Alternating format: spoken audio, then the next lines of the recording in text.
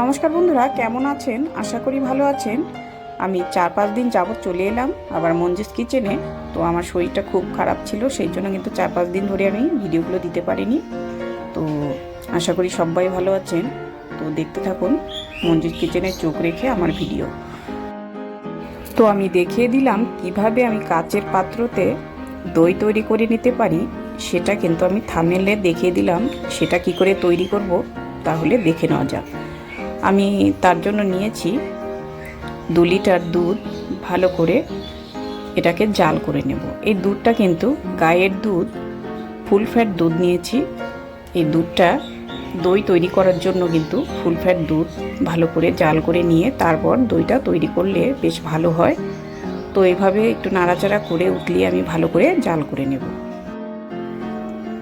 দই তৈরি করবার জন্য দুধটা যত ভালো জাল করবেন ততটাই কিন্তু দইটা খাসা হবে। তো এভাবে একটু নাড়াচাড়া করে আমি ভালো করে জাল করে নেব। আর দুধ সবসময় জাল করার সময় হাতা দিয়ে মধ্যেখানটায় কিন্তু নেড়ে তারপর জালটা করে নিতে হয়। তারপর আমি এখানে কি করব, এই গ্যাসের ফ্লেমটাকে একদম লোতে করে একটা জালিদার ছাকনা দিয়ে তারপর এটাকে ঢেকে রেখে জাল করে নেব। গ্যাসের ফ্লেমটাকে একদম লোতে করে আমি এভাবে ঢেকে রেখে দেব। 30 মিনিটের মতো রেখে দেব। দই তৈরি করবার জন্য যেহেতু ভালো করে দুধটা জাল করে নিতে হবে, সেই জন্য আমি আর এখানে দাঁড়িয়ে থাকবো না। আপনারা চাইলে এখানে 15 মিনিট দাঁড়িয়ে থেকে দুধটা জাল করে তারপর নিতে পারবেন। জালিদার ছাকনাটা দেওয়ার কারণ হলো এখান দিয়ে দুধটা উতলিয়ে কিন্তু পড়বে না, হাওয়াটা বের হয়ে যাবে। তো সেই জন্য দুধটা ভালোভাবে জাল হয়ে যাবে। তো এটা করবেন, নয়তো দাঁড়িয়ে থেকে দুধটা জাল করবেন। তো ফিরে আসছি আমি 30 মিনিট পর। তো আমি ফিরে এলাম 30 মিনিট পর ফিরে এলাম। আমি এবার দুটো কাচের বয়াম নিয়েছি আর নিয়েছি একটা বাটি। এই বাটিতে আমি নিয়ে নেব টক দই। দই তৈরি করতে কিন্তু টক দই প্রয়োজন। তো আমি নিয়ে নেব এখানে চামচ দিয়ে 2 চামচের মতো টক দই। আমার দুধের পরিমাণটা যেখানে একটু বেশি আছে, সেই জন্য আমি দইয়ের ঘোলটাও মিশ্রণটাও একটু বেশি করে নিয়ে নেব। তো চামচ দিয়ে আমি একটু একটু করে দুবার নিয়ে নিলাম। এবার আমি দিয়ে দেবো এখানে দুধ দিয়ে একটু ঘোল বানিয়ে নেব। এই দইয়ের মিশ্রণটা কিন্তু বানাতে হবে দই তৈরি করতে। তো টক দই বানাতে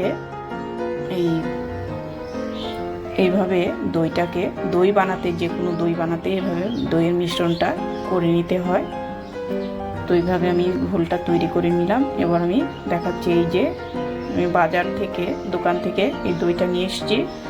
এই টক দইটা আপনারা যদি বাড়িতে থাকে সেক্ষেত্রে বাড়ির দই দিয়েও কিন্তু একটু এইভাবে 2 চামচ রেখে দিলেই তারপর পরে আবার দইটা তৈরি করে নিতে পারবেন। তো আমার ঘরে ছিল না, সেই জন্য আমি মিষ্টির দোকান থেকে দইটা কিনে এনে তারপর দই তৈরি করব। এবার আমি দুধের কড়াইটা নামিয়ে নিচ্ছি।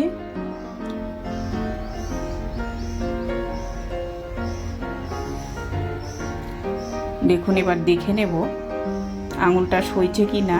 তো আঙুলটা আমার সয়েই গেছে, হালকা একটু বেশি গরম আছে। আমি একটু হাতা দিয়ে নেড়ে চেড়ে একটু ঠান্ডা করে নেব। এইভাবে একটু ফেটিয়ে নিলেই হয়ে যাবে। দুধটা যখন দই তৈরি করবেন তখন কিন্তু বেশি গরম দেওয়া চলবে না, সেক্ষেত্রে দইটা অনেকটাই টক হয়ে যাবে আর সেক্ষেত্রে ভালো লাগবে না আর দইটা ভালো হবে না। তো এইভাবে আঙুলটা সইছে নাকি সেটা দেখতে হবে। আর তো আঙুলটা আমার সয়ে গেছে। এবার আমি দইয়ের মিশ্রণটা গুলে নিলাম। এবার আমি মিশিয়ে নেব। তো দুধটা আমার দেখতেই পাচ্ছেন, আমি দুধটা কিন্তু 25% মতো আমি কমিয়ে নিয়েছি ভালো করে জাল করে। তারপর একটু আমি মিশিয়ে নিয়ে তারপর ফেটে নিচ্ছি। তো দেখে নিলাম আমার আঙুলটা সইছে। এবার আমি ঢেলে নেব। আমি যে দেখাচ্ছি পাত্র নিয়েছি, কাচের পাত্র। এটা হরলিক্সের বয়ম। আপনাদের ঘরে যদি যে কোনো কাচের বয়ম থাকলেই সেখানে দুধটা ঢেলে তারপর দই তৈরি করে নিতে পারবেন। এবার আমি ঢেলে নেব দুধগুলো। হাতা দিয়ে একটু দুধগুলো ভরে নিচ্ছি। তো আমি মুখাটা লাগিয়ে নিলাম। আমার দুটো হরলিক্সের বয়াম আর একটু বেশি ছিল, তারপর একটা ঘিয়ের বয়ামের মধ্যে আমি ভরে নিলাম। এবার মুখাটা লাগিয়ে নিলাম। এবার আমি রেখে দেব। আমি সন্ধেবেলা দুধটা জাল করে সারা রাত্রি এটাকে রেখে দেব। পরদিন সকালবেলা আমি দেখাচ্ছি, এই যে এখানে দই তৈরি করতে কিন্তু সময় লাগবে 6 থেকে 7-8 ঘন্টার মতো সময় লেগে যায়।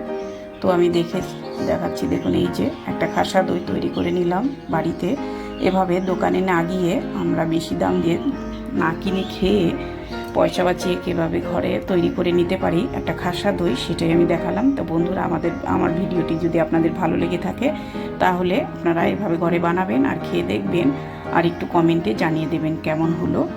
তো বন্ধুরা, আপনারা কেউ আমার চ্যানেলে নতুন বন্ধু হয়ে থাকলে তাহলে অবশ্যই লাইক, কমেন্ট, শেয়ার করবেন আর চ্যানেলটিকে অবশ্যই সাবস্ক্রাইব করে নেবেন। তো এভাবে আমি নিত্য নতুন ভিডিও নিয়ে আপনাদের সামনে হাজির হব। তো ভালো থাকুন, সুস্থ থাকুন, এইভাবেই চোখ রাখুন মঞ্জিত কিচেনে। ধন্যবাদ।